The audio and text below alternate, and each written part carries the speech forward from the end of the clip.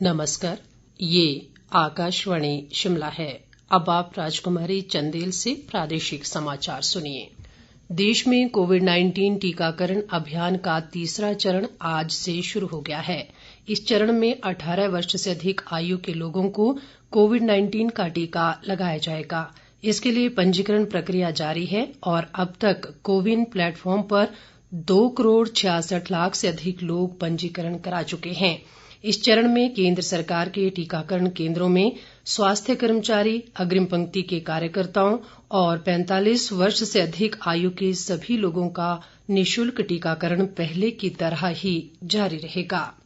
केंद्र सरकार ने विशेष सहायता के रूप में सभी राज्यों को राज्य आपदा कार्रवाई कोष के लिए 8,873 करोड़ से अधिक रुपए की अग्रिम राशि जारी की है। राज्य कोविड रोकथाम उपायों के तहत जारी राशि का 50% इस्तेमाल कर सकते हैं।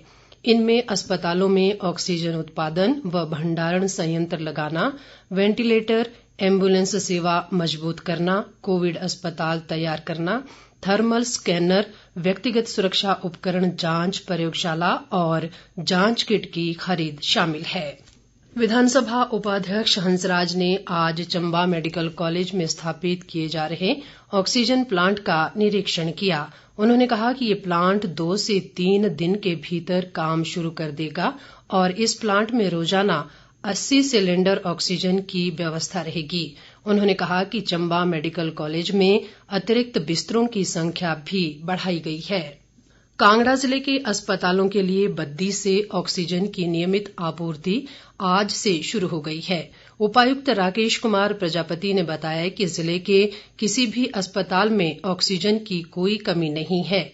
उन्होंने कहा कि महामारी से निपटने के लिए जिले के कोविड अस्पतालों सहित निजी अस्पतालों में बिस्तरों की क्षमता में भी वृद्धि की गई है। प्रदेश में कोरोना से संक्रमित होने वालों की संख्या 1 लाख तक पहुंच गई है। बीती रात से अब तक प्रदेश में 885 नए मामले सामने आए हैं।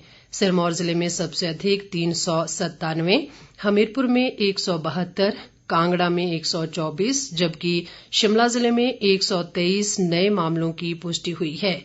इसके अलावा आज 1,164 लोग संक्रमण से स्वस्थ हुए हैं। राज्य में अब तक 80,478 लोग संक्रमण से पूरी तरह ठीक हो चुके हैं। वर्तमान में 18,130 सक्रिय मामले हैं। संक्रमण से अब तक 1,500 लोगों की मृत्यु हुई है। प्रदेश कांग्रेस प्रभारी राजीव शुक्ला ने कोरोना से बचाव के लिए राज्य सरकार को टीकाकरण कार्य में तेजी लाने की सलाह दी है।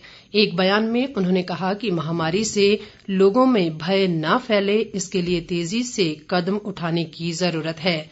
दूसरी ओर प्रदेश कांग्रेस अध्यक्ष कुलदीप राठौर ने राज्य सरकार पर टीकाकरण का तीसरा चरण शुरू करने में विफल रहने का आरोप लगाया है।